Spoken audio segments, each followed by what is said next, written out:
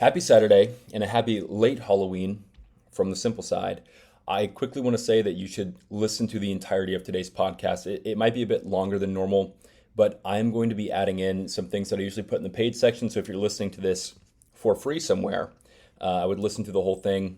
Typically, paying subscribers get a longer and more intricate podcast, but I think you should listen through the whole thing today, just kind of to check out everything. And I'm going to talk about some things that are behind the paywall. So free stuff behind the paywall if you listen to the podcast today.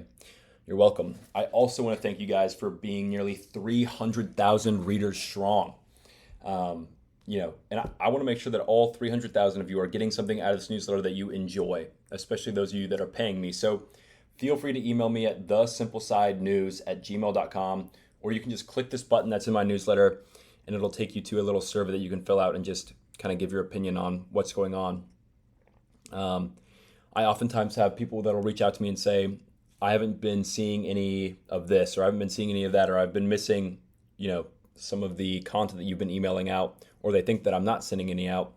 And really that's a lot of times just because, things will go to spam folders or they'll get sorted in your Gmail account and all this other stuff. So reach out to me first with that button or at that email, thesimplesidenews@gmail.com before you get upset or think that I'm not sending anything out, because I promise I am. Also, I just want to remind everybody that we still are doing the $2,000 giveaway in December. The reason that I do these giveaways is because I want to give back to you guys for supporting me. I've been doing this newsletter for almost a year now. We've done a giveaway before this for $1,000. And this does two things. Number one, it lets me give back to you guys as a thank you. And number two, it lets me write this off on my taxes. So really that's the biggest part, is I can write off these giveaways on my taxes. And so being able to do them is huge, because it lets me give back to you guys, but also, saves me a little bit of money come tax season. So make sure that you are checking that out. But let's get into the newsletter. So the past performance section we've got right here. So obviously this is just tracking how all of these newsletters that I have sent out before have performed. So let's just take a look at what we've got here. So over this past week, obviously I was out of office. I was on a vacation that limited my internet access. So I literally had no access whatsoever to the internet, which means I had no buys for last week. And so that puts our returns for last week at a 0, which surprisingly beat the market. Kind of crazy that I was able to not do anything and beat the market last week, but the market was down 1.48% from Monday through Friday. And so we returned 0. The market returned negative 1.48, which means we beat the market last week by 1.48%. And over the past 15 weeks, we've beat the market by 7.54%, which means annualized returns are equal to 26.12%. So and that's how much we're beating the market by. That's not just how much we're returning. That's our expected annualized market beat. So great news for us on that one. We have a good chance to beat the market through a full year of reporting. And as you know, we're one quarter through. I started this on July 20th. And so that first quarter, we smoked the market. You can find that newsletter on my website, thesimpleside.substack.com. But yeah, so you can see also our graph here, just how things have performed if you would have put $10,000 in and followed all these trades from the very beginning, where you'd be at with the SPY and where you'd be at with the stocks that we've sent out in this newsletter, and said, oh, I think these are good opportunities. As a reminder, per usual, this is not investment advice. This is why I say everything is an opportunity. I think it is an opportunity. I see it as an opportunity, but it is not investing advice. It is not financial advice. Please consult professionals in the space and make your own decisions. Don't just do what I'm doing because I'm good at it. Just make sure you're doing your own research. All right. So here's what we've got for today's reporting. We've got politician trades, insider trading, and executive trading. And then for those wonderful paying subscribers, we're going to talk mergers and acquisitions, top investment ideas, our contrarian bets, our flagship portfolio updates, and then we're also going to talk about expected stock movements from option trading. These flagship portfolio updates are going to be just on the podcast only. I didn't want to make the newsletter super, super long. And so if you're looking for those, just know they are, I'm going to write this in the newsletter too, podcast only. All right, let's get into it. So we track two ETFs, NANC and KRUZ for politician trading. These, of course, are politician tracking ETFs. So NANC, of course, for Nancy Pelosi, is the Democrat tracking ETF. KRUZ is, of course, the Republican tracking ETF, both of which are down. Democrats are down 0.21% this week. They're still up 2.33% on the month, but they are also up 24.57% year to date. Cruz, or the Republicans, are down 0.41% this week, up 0.86% this month, and up 14.82% year to date. So a nearly double outperformance by the Democrats on that front. And the fuel for these returns have been, over the past 30 days at least, 6 politicians making 24 trades, moving $375,000 in the market. And this is actually extremely unusual, not because those numbers are really high, but because those numbers are all extremely low. I don't think I can recall a week or a month where we've seen under 10 politicians trading. And I don't think I've ever seen under $1 million traded in a month. So I think the big thing that's going on is, of course, the election, and politicians are kind of focused on saving their bacon, as they are. And so instead of making trades in the stock market, they're focused on who's going to win the election. And then I'm sure we'll see a massive boost in investments depending on who wins the election, and what those investments are into will also depend on, will also depend on who wins the election. And so nothing spectacular this week. Lots of buys by Mrs. Taylor Greene, as I call her, the Republican from Georgia, who bought up a whole bunch of stuff. But, you know, the four most recent, ASML, Berkshire, Blackstone, and Caterpillar. And then we had Mark Green selling NGL Partners. Also note that Miss Green also sold NGL Partners earlier in the month. So might be something worth looking at there, the fact that both of them sold out of NGL. Let's get into insider trading. So the ETF that we track for insider trading is SURE, ticker SURE.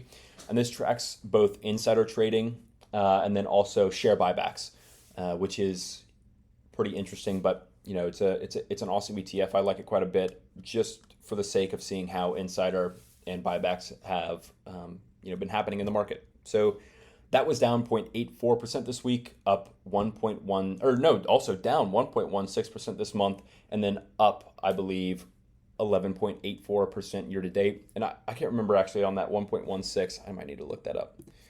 Sure, ETF. Just want to give you guys proper knowledge.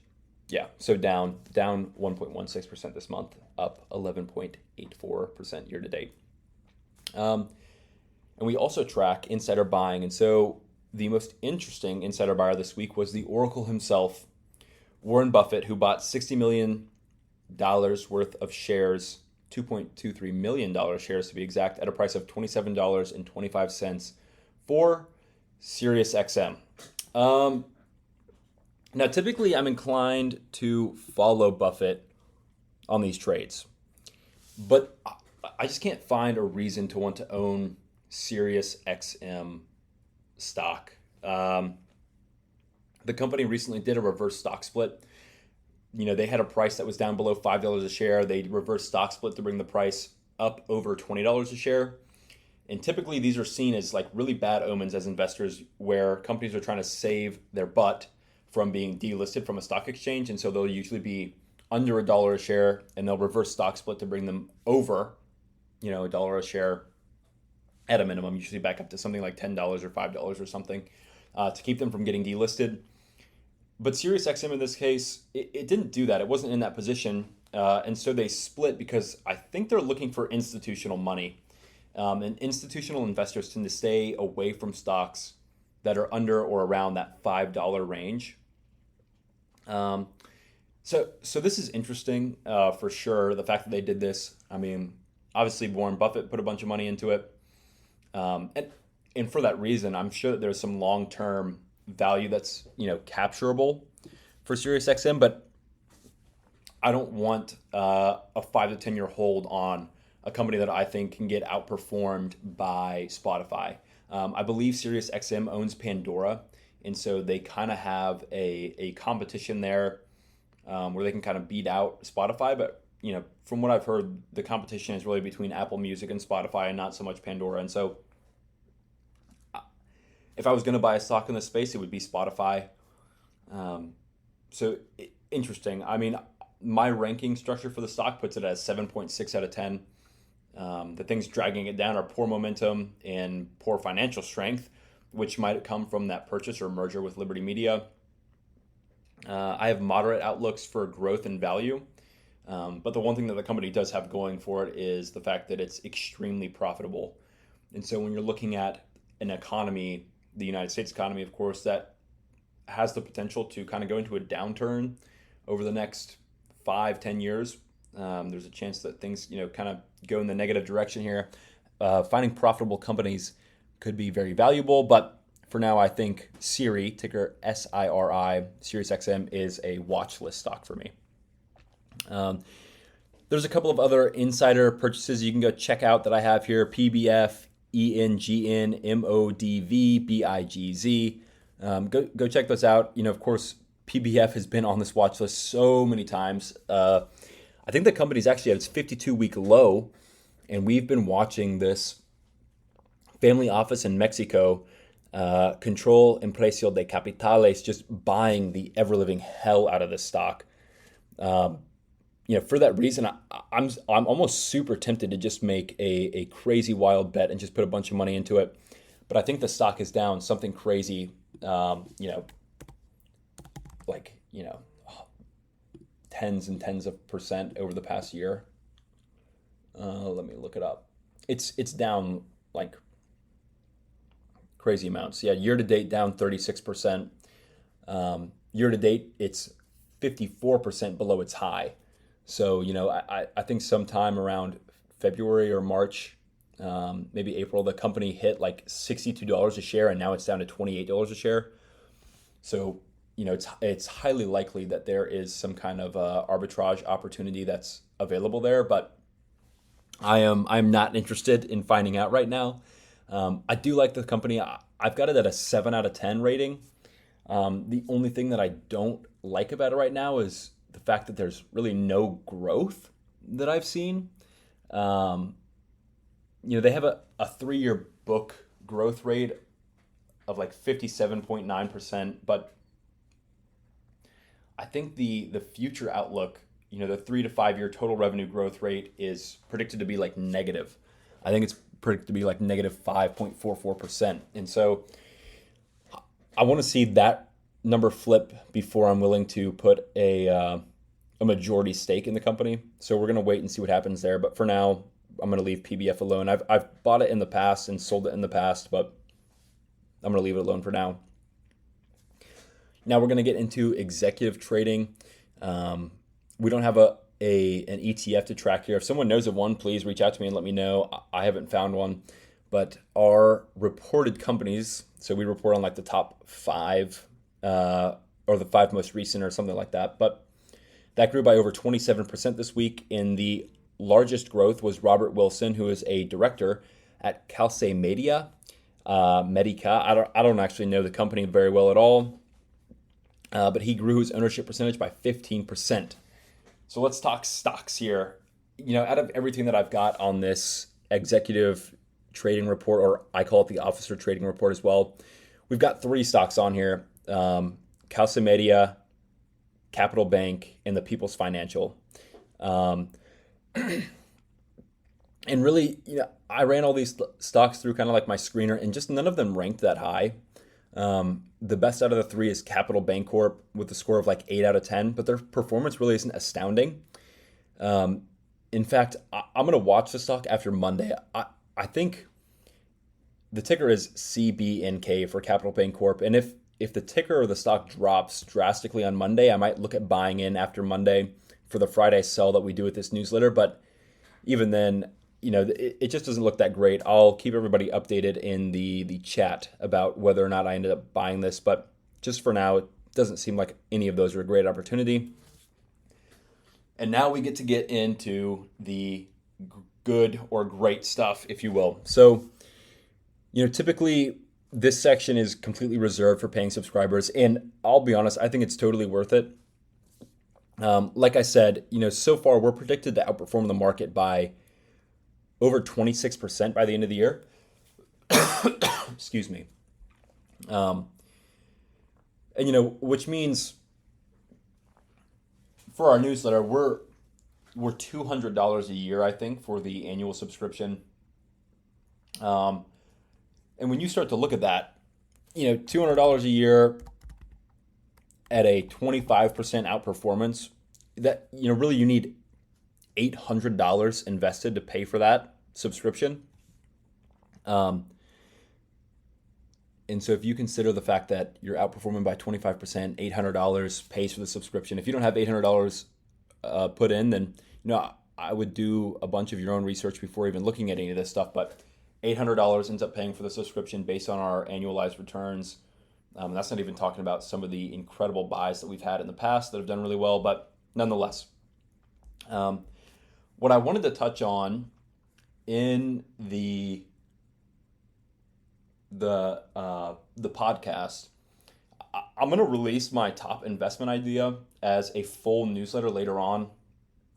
But the reason I want to talk about it in this podcast is just because there's a lot going on with this company right now, and I think there's a large opportunity to get in on something really good. The company is Google, and it sounds kind of stupid almost. It's like, really, your top investment idea is Google? They're going through antitrust problems. They're about to get broken up, possibly. There's lots of issues here, right? I agree. You could call those issues. However, if you're reading my newsletter, if you're a paid subscriber, you can see this wonderful dance scene from Napoleon Dynamite that I put there. This is how I feel. This is how I feel about the stock right now. Like, a breakup is synonymous with bad to most investors, but that just is not the truth. When a company breaks up, what happens is, for us as investors, is we get to hold shares equivalent to what we held in the main company in all of the companies that get broken out. So let's say Google gets broken out into 3 companies. Let's say they break out into cloud services, YouTube, and Waymo, the self-driving, which is probably not going to happen. But just for simplicity's sake, let's say it breaks out into those 3. You would own, let's say you had $100 worth of stock. You would own, $33 in cloud services, $33 in YouTube, and $33 in Waymo, the self-driving technology that they have. So you now own 3 different companies, and all 3 of those companies do something so violently different that investors are more likely to pour in from the outside that want to, maybe change their risk profile, or maybe they're more interested in cloud services than they are self-driving, and they didn't want to invest in Google because they didn't like they were investing in self-driving. But it just kind of asks for capital to be put in from other investors into these businesses. And so I actually, as a shareholder in Google, want them to be broken up. For example, YouTube within Google makes $34 billion in revenue a year, and it's growing 15% year over year. They have 2.7 billion monthly active users, which is just ridiculous.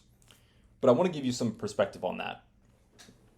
Netflix does 38 billion in revenue, so about the same, 4 billion off. They're about the same. Netflix is worth around $300 billion, which means YouTube and let me preface this as well, that $34 billion in YouTube revenue does not include YouTube's premium offerings like YouTube Premium or any other like paid service. That's just ad revenue from YouTube. 34 billion just in ad revenue. And so what you're looking at here is the ability for a company to spin off of Google all on its own and be valued at over $300 billion by itself. And then you just think about cloud services doing 40 billion in revenue, growing 30% year over year. Like, these companies that are within Google have huge potential outside of the company as well. And so man, I think this is such a big opportunity. I'm really excited about it. There's a good chance that they end up not actually breaking up Google, and they might break off some other things that wouldn't give you such attractive investment opportunities. They might break up um, Android from Google. They might do some other things like that. But all that being said, I still think it's worth the opportunity. And so I'm buying this for this week, hoping that it gets broken up before the election. But nonetheless, this is going to be a long-term hold for me. And I just wanted to share that with everybody. So, I mean, like I said, this is usually something that's behind a paywall, all this kind of information and insight that I have. But, I mean, really, this should be something you should look at. I also quickly want to address the title that I have for this newsletter, which is Our Weight Watchers Profit Was Over 100%. Now My Eyes Are on Monopolies. So, of course, this is referencing Google and the antitrust and the fact that it's being called a monopoly, and that's why it's being broken up.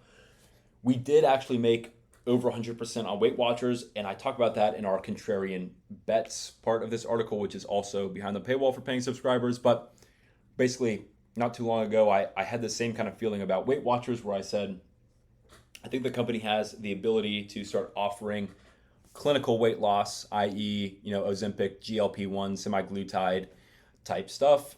I said that. Weight Watchers came out. They said they were going to start offering it publicly. And then the stock jumped like 200% in a week. And I sold at, around 100% and then like 150 or 175% in average, like 150% return on the stock. And I still hold about a third of my shares, up 42%. But I just wanted you guys to know that what I'm talking about here is valuable and it has research behind it. I'm not just, spouting off random facts. So I would love for you to go and check this out. Please go check out this paid version. It does well, it performs well. And then last but not least, I'm going to talk about this new offering that we're doing called the Simple Side Flagship Portfolio. Excuse me. The flagship portfolio is something that I've kind of had a vision for, and we're going to put it into action. And I'm going to try to write some articles about it through the remainder of the year and just see how well people receive it. But basically, I want to take 10 stocks at the beginning of the year and just with a lot of research behind them and just say, these stocks are so poised to perform well over the next year. Basically, like, here they are. And I don't think I'm going to rebalance them monthly, but I'm going to try to start the year with 10 and then leave space in the portfolio to add 5 more stocks to the grouping over the course of a year. And so what we'll be able to do is kind of track how these stocks are doing. If things are performing really badly in one space or another, we'll look at selling things. But I also just want to share stocks that I'm looking at to put into the portfolio. And I did this originally with a 51 stock portfolio, but it was just too many stocks for people to keep up with. So I wanted to simplify it, make it 10, and then go from there. Historically, back testing is great, but it can oftentimes be wrong. But historically, the stocks that were in this from 2020 to now have returned something crazy like 165%, following my same strategy. And so we're gonna hope for the same returns, but Lord knows. Anyway, be on the lookout for more of those flagship portfolio updates, and I will see you next week with more updates. So stay tuned.